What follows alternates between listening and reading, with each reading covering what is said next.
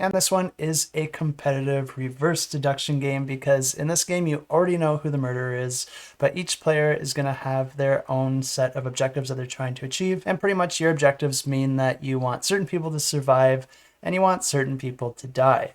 And in addition to the characters that you're placing out onto the board, there's also going to be an investigator as well as the murderer.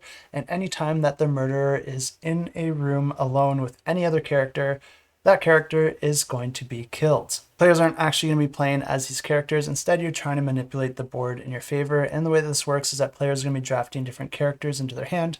And they're going to be placing them out onto the board, performing the action that that location has. Players are going to be trying to take advantage of this and using those actions on the board to try and push different characters into different rooms and try to get the murderer with the characters that they want to kill and then try to help the investigator in different ways to help them fulfill their objectives.